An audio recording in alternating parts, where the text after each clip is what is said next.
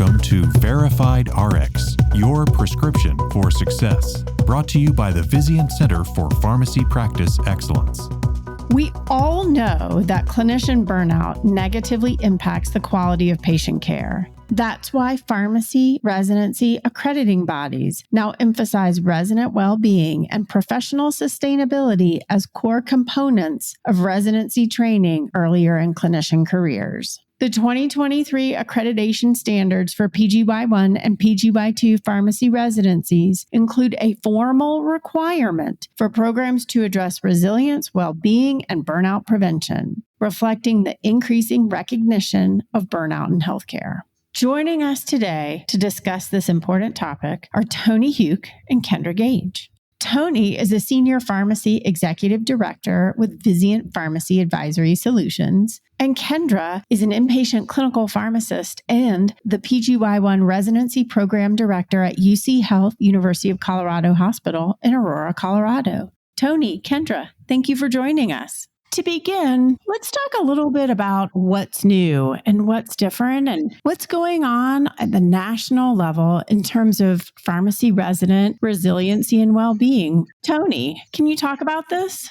FASHP emphasizes resident well-being and professional sustainability as core components of residency training. The most recent accreditation standards include a formal requirement for programs to address resilience, well-being, and burnout prevention, reflecting the increased recognition of burnout in healthcare. Some of the key elements of the standards include incorporating structured opportunities for residents to develop skills in resilience, self-care, and stress management. These could be educational sessions, workshops, or guided discussions designed to build emotional intelligence and promote well-being. These activities must be planned and deliberate. They cannot be passive or incidental. Programs must demonstrate intentional efforts to support resident wellness throughout the training year. Programs are expected to foster a culture that acknowledges the risk of burnout and prioritizes psychological safety.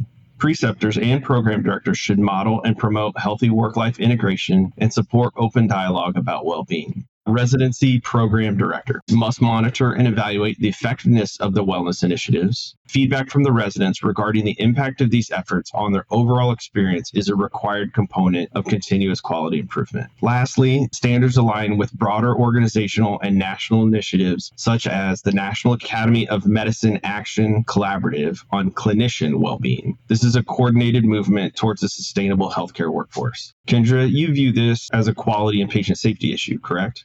Absolutely. The National Academies of Medicine, we're all starting to recognize that burnout is driving patient safety issues and concerns. There was one report that stress and fatigue account for 13 to 25% of medication errors. What ASHP is doing is just aligning residency training with what we're seeing overall, which is in order for our patients to have good, high quality outcomes, our clinicians, including our pharmacists and our pharmacy residents, have to be well enough to provide high quality patient care. Given this emphasis on quality and patient safety, it seems this is what's driving this intentional focus on well-being. Tony, can you talk a little bit more about the intentionality of this? ASHP has made it clear that fostering resilience is not optional. It's a formal expectation for all accredited programs, and that residents must be equipped with the tools for self-care, emotional intelligence, and stress management, and that needs to be embedded within their programs. Kendra, can you give us some examples of what you're doing at your program? In the orientation month, we have a dedicated session on resiliency and what is burnout, what are the signs of burnout, what drives burnout within pharmacy, and trying to hark it back to what can we actually do to improve these things and how to be aware of burnout within the profession and within, in particular, the residency year. Through that education, we lay the groundwork and we make sure that our residents know that this is a priority for us and that we want them to be well throughout the entirety of the year. We then have structured quarterly education sessions through our education platform, which we call Pharmacotherapy Forum, where at least once per quarter, we're talking about well-being in that session. Those have included sessions on moral injury, on mindfulness and meditation, on imposter syndrome. We've had all kinds of sessions around well-being topics just to increase the awareness of those things. And then next steps for us, and one thing that we're trying to implement next year, is more focused sessions on coping with grief and how to navigate some of those more distressful situations that we encounter in healthcare. That sounds like a diverse offering of programming, everything from mindfulness to imposter syndrome. That sounds amazing. There does have to be some structure to it, but I'm hearing a lot of flexibility in what you're doing. Are there uniform expectations here, or what has to be covered in these programs? Yeah, Kerry, it's a lot of regulatory requirements. They give you the expectations, but don't really direct you exactly how to get there. The one thing that's clear is that these can't be passive efforts. They expect deliberate, structured activities. It could be workshops, discussions, check-ins. Well-being is a defined learning experience, not an afterthought. It should be weaved into each learning experience description and throughout the program. We have a resiliency resident liaison. One of our class members each year owns resiliency for their class, and they can even talk to their peers and see what their class needs because every class is unique and individual. This year's class did a book club, but last year's class was much more social and made much more intentional efforts around getting together outside the residency program and building community through sporting activities and hiking and things like that. Even within a defined structure like a resident liaison position, you have the flexibility to tailor that to what that class needs and what that class is going through and their interclass dynamics. It sounds like you have an imperative to do this, but you also get the creativity and flexibility to tailor it to resident and the needs of the moment. I'm always interested from a program implementation standpoint, continuous improvement. And I know that residency programs are as well. There's all sorts of metrics and expectations that programs be measured for outcomes. Can you all talk a little bit about the continuous improvement and measurement and metrics that's going on with these programs? A key consideration is feedback directly from the resident. Wellness takes effort on all parts, and soliciting feedback directly from the residents about how these strategies are helping or not helping them is going to be an important part of tweaking your program's offerings to ensure that folks are resilient and not becoming burnout.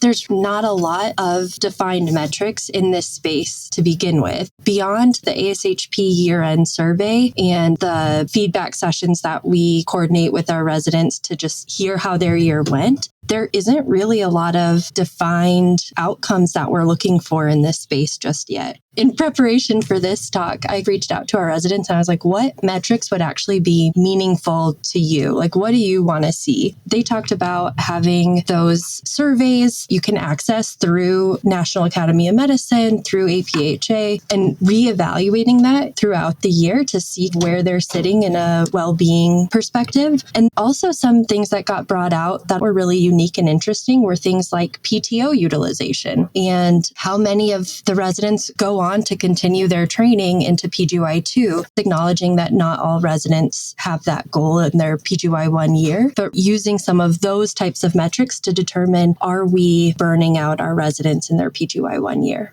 That's really interesting, reaching out to the residents to see what they would like to see measured. We've talked a lot about the individual and the resident and the program here, but I also want to talk about the RPD, the residency program director, and leaders within the residency program. What's their responsibility in all of this? What is ASHP and what do other organizations expect? And how is that playing out? And how are residency program leaders getting involved and taking to this? The key is creating a safe learning environment. That is our leadership responsibility across the board. You have to have open conversations about burnout, normalize it, make sure that people feel safe and comfortable coming to talk to leaders if they are experiencing burnout or any symptoms of that. You have to act as a role model. You have to model the behavior for them. They have to feel safe coming to discuss these items with you. One of the things that I used to say to my residents is residency is not an 8-hour-a-day job, but it doesn't need to be a 12-hour-a-day job either. There's somewhere in the middle. It's an environment and a time when you learn professionalism and when it's appropriate to stay late and when it's not. But if it's taking you 12 hours to complete your work, we're doing something wrong as a program. You need to be able to do this in 8 hours, if not 6, because you're going to have other responsibilities on top of just rounding in patient care with precepting students and residents and other things. And if it's taking you 10 or 12 hours to complete your daily activities, we're teaching you incorrectly. That's an important piece to understand, that it's our responsibility to train the residents, not only to do their clinical work or their operational work, but also to have a healthy work-life balance. Laying that foundation early on in the year is so important in creating space where the residents feel comfortable to tell you when they're encountering these issues and these hurdles and these burdens. Having that orientation session is important to set the stage that we want to talk about these things. I want to know about these things, and that it's in the interest of our patients, our profession, that we are prioritizing well-being, and that we want you to be comfortable talking about these things. That way, it doesn't feel out of the blue. There's no barrier to entry, making sure that they know that this is an environment where we can talk about these things, and having that monthly check-in time. So in our program, we meet with the residents monthly one-on-one so they can have that dedicated time so that we can talk about, how are you? How are things going? What are you doing this weekend to support your well-being? We want those conversations to be taking place. Kendra, you always had an open door policy, for sure. I'm glad to see that's continuing. So we've talked about this on many levels, the national level, the institutional level. We've talked about it from the perspective of preceptors and leadership, as well as the residents themselves. So I'm curious, what are the impacts of this? Well, it's still early. The new standards came out in 2023, so we're just coming to the end of the second class to graduate under these standards. So it's tough to tell, but I think Kendra may have some feedback with her group.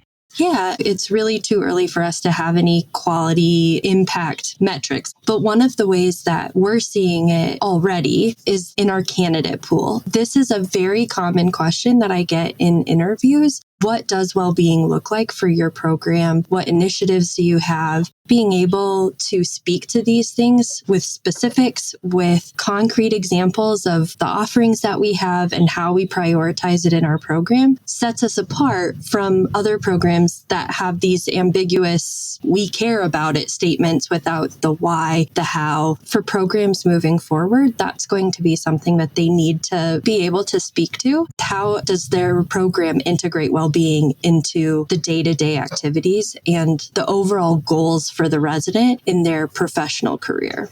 Definitely something I would now be asking as a prospective pharmacy resident, because collectively we're training compassionate, competent healthcare professionals for a sustainable career, and now with a curriculum that creates a culture centered on well-being. Kendra, Tony, thank you so much. Thanks, Kerry. Thank you. Join us for more Verified RX podcasts. Subscribe today. Like us. Send us your comments. We'd love to hear from you. Verified RX is a prescription for success and is brought to you by the Vizient Center for Pharmacy Practice Excellence. Thanks for listening.